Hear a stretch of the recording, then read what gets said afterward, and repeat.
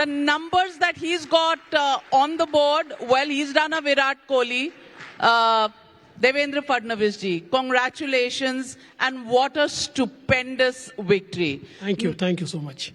आपके कमेंट्स बहुत वायरल हो रहे हैं. मैं समुंदर हूं, लौट के आऊंगा और सबको धो डालूंगा, ये उसमें नहीं लिखा था. अब आपने वो भी कर दिया. 132 out of 145 that you contested, that's a 90% performance. Fadnavis ji, my first question to you is, did you expect this when you were in the war room preparing for elections? देखिए, हम लोगों को ये लगता था कि हम चुनकर आ रहे हैं. चुनाव जैसे आगे बढ़ा तो ये लग रहा था कि अच्छी जीत मिल रही है. उसके थोड़ा आगे बढ़े तो जब ये देखा कि 5% इंक्रीज हुआ है तो ऐसा भी लगा कि लैंडस्लाइड की ओर जा रहे हैं. लेकिन छप्पर फाड़ के मिल रहा है ऐसा कभी लगा नहीं. ये मैं बिल्कुल एग्री करता हूं कि मैं अगर ये कहूंगा कि मुझे पता था 132 मिलेंगे तो बहुत बड़ी बात हो जाएगी. ऐसा नहीं लग रहा था. हमारे एक्सपेक्टेशन से ज्यादा मिला. तो ये छप्पर फाड़ के लोगों ने जो आपको ये नंबर दिए, इसका कारण क्या है? What are the factors that you attribute this victory to? देखिए, दो चीजें इसमें बहुत महत्वपूर्ण है कि लगातार हम लोगों ने महाराष्ट्र में अच्छा प्रदर्शन किया ही था, लेकिन समहाउ लोकसभा में हमारा प्रदर्शन ठीक नहीं रहा. तो हम लोगों ने पहले ये लोकसभा का एनालिसिस किया तो हमारे ध्यान में आया कि लोकसभा में हमारे हारने का कारण ये 3 पार्टियां नहीं थी. हमारे हारने का कारण एक चौथी पार्टी थी और that fourth party was fake narrative, जिसको हम जिस प्रकार से उसका मुकाबला करना चाहिए नहीं कर पाए. तो हमने उसके ऊपर वर्क किया. जो फेक नैरेटिव लोकसभा में तैयार हुआ था उसको हमने समाप्त किया. हमने कोई अच्छी स्कीम्स हमारी लाई. लेकिन मैं ऐसा मानता हूं कि एक पॉजिटिविटी तो हमने तैयार की, पर at the background of Lok Sabha election Modi ji ने जो नारा दिया, एक है तो सेफ है, मैं ऐसा मानता हूं इस नारे ने महाराष्ट्र में जादू किया है.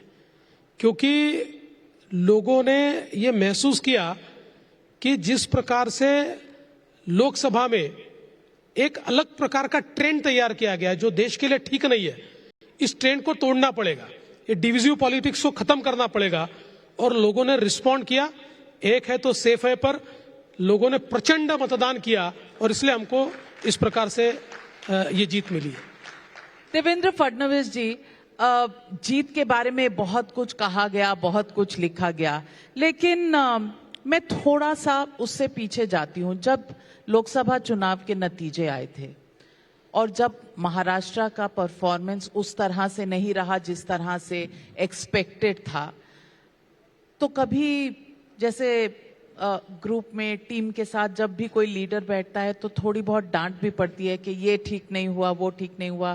पहले तो ये बताइए, ऐसी कोई सीटिंग हुई जिसमें आकलन किया गया और कुछ डांट पड़ी कि भाई क्या गलत हुआ?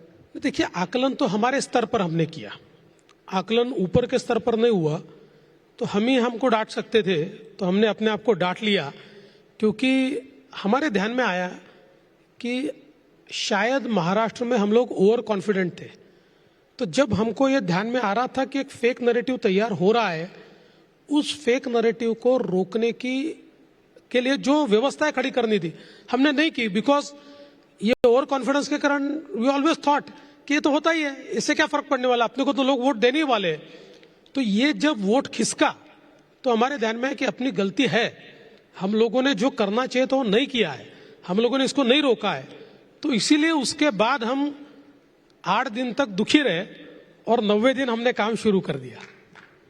That's a big admission कि गलती हमेशा हमारी sometimes खुद की होती है जब गोल्स अचीव नहीं होते हैं. मैं आपसे ये भी पूछना चाहती हूँ कि नैरेटिव को लड़ना कैसे आपने प्लान किया, क्या स्ट्रैटेजी रही? How did you fight that narrative?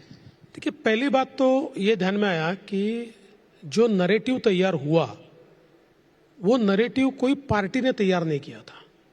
देखिए, ये श्रीमान राहुल गांधी ने जो भारत जोड़ो नाम का एक दुकान खोला था, इस दुकान में जो 180 पार्टिसिपेंट्स थे, ये सारे पार्टिसिपेंट को आप अगर डिसाइफर करेंगे तो आपके ध्यान में आएगा, these are the anarchist forces. देखिए, एक संगठन होती है, अपना विचार रखती है, एक संगठन होती है जो एनार्की फैलाती है। भारत का संविधान ठीक नहीं, फिर भारत का इलेक्शन कमीशन ठीक नहीं, आरबीआई ठीक नहीं, फिर भारत का कोर्ट ठीक नहीं, फिर भारत का सीएजी ठीक नहीं। ऐसे धीरे धीरे लोगों के मन में एक एनार्की तैयार करना, तो ये सारे एनार्किस्ट फोर्सेस थे। और इन एनार्किस्ट फोर्सेस ने ये नैरेटिव तैयार किया लोगों के मन में कि देखिए, ये भारत का लोकतंत्र समाप्त करने वाले हैं, भारत का आरक्षण समाप्त करने वाले हैं, और ये नैरेटिव चल गया। तो हमारे ध्यान में आया कि इस प्रकार का नैरेटिव तैयार करने का और उसका मुकाबला करने की दोनों की ताकत ये न पार्टियों में है, न कांग्रेस में, न हम में। और इसलिए फिर हमने जो राष्ट्रीय ताकतें थी उन सबको ये एक प्रकार से हमने उनको आह्वान किया कि देखिए, एनार्किस्ट ताकतों के खिलाफ नेशनलिस्ट फोर्सेस को उतरना पड़ेगा और इसका मुकाबला करना पड़ेगा, आपको जवाब देना पड़ेगा। और जो नेशनलिस्ट फोर्सेस कभी चुनाव में नहीं आते हैं, हमने उनको भी ये कहा कि ये चुनाव की बात छोड़ दीजिए, चुनाव हारना जितना बड़ी बात नहीं होती है, लेकिन देश में अगर कोई एनार्की तैयार करने की कोशिश कर रहा है और नेशनलिस्ट फोर्सेस अगर चुप बैठेंगे तो ये देश नहीं रहेगा, इसका संविधान नहीं रहेगा, इसकी डेमोक्रेसी समाप्त हो जाएगी। और सारे के सारे नेशनलिस्ट फोर्सेस उतरे और उन्होंने एक प्रकार से इस नैरेटिव को तहस नहस कर दिया और नेशनलिस्ट नैरेटिव वापस सेंटर स्टेज पर आया, जिसके कारण हम लोग चुनकर आए। राहुल गांधी तो कहते हैं वो मोहब्बत की दुकान चलाते हैं, आपने भारत जोड़ो को ही दुकान कह दिया। आपने ये क्या सोचकर कहा? देखिए, उनकी दुकान उनके संविधान की तरह है। जो लाल रंग का संविधान वो लेकर घूमते हैं, उस संविधान के अंदर पन्ने ही नहीं है, वो तो डायरी है, उसमें कुछ लिखा ही नहीं है। ये तो ध्यान में आ गया, उन्होंने संविधान बचाओ रैली रखी और गलती से संविधान भूल गए और मीडिया के हाथ में आ गया, तो अंदर तो कोरे पन्ने थे, आपने भी दिखाया। तो इसलिए जितना उनका संविधान कोरा है उतनी उनकी मोहब्बत की दुकान भी खाली है, उसमें कुछ नहीं है उनकी मोहब्बत की दुकान में। मैं ऐसा मानता हूं कि अनफॉर्चुनेटली, मैं राहुल गांधी को दोष नहीं देना चाहता, बट एनार्किस्ट फोर्सेस के केंद्र बिंदु आज राहुल गांधी बने। इस देश के अंदर संविधान ने जो जो संस्थाएं तैयार की है, उन संस्थाओं से लोगों का विश्वास उठ जाए, इस प्रकार की जो ताकतें काम कर रही है, उन ताकतों के सरगना आज राहुल गांधी है, ये बड़े दुख के साथ कहना पड़ता है। कौन सी ताकतें हैं ये? Name them. नहीं, ये कई ताकतें हैं। ये देखिए, अलग अलग प्रकार की ताकतें, अल्ट्रा लेफ्टिस्ट ताकतें हैं, ये अर्बन फ्रंटल ऑर्गेनाइजेशंस है, ये सारी ताकतें मिलकर। और मैं तो ये कहता हूं कि ये ताकतें केवल देश तक सीमित नहीं है। ये मेरा सीधा मानना है कि दुनिया में जिस प्रकार से भारत तरक्की कर रहा है, आपको मुझे खुशी है, दुनिया को थोड़ी खुशी है। दुनिया के कई देशों को लगता है कि भारत इसी तेजी से आगे बढ़ता रहा तो बहुत आगे चला जाएगा। इसलिए ऐसे कई देश भारत में एक प्रकार से जो एक डिस्टेबिलिटी तैयार करने की कोशिश करते हैं या एक एनार्किस्ट इस प्रकार का वातावरण तैयार करने की कोशिश करते हैं, ऐसी कोशिशों के भी सरगना धीरे धीरे राहुल गांधी बन रहे हैं, ये मैं कहना चाहता हूं।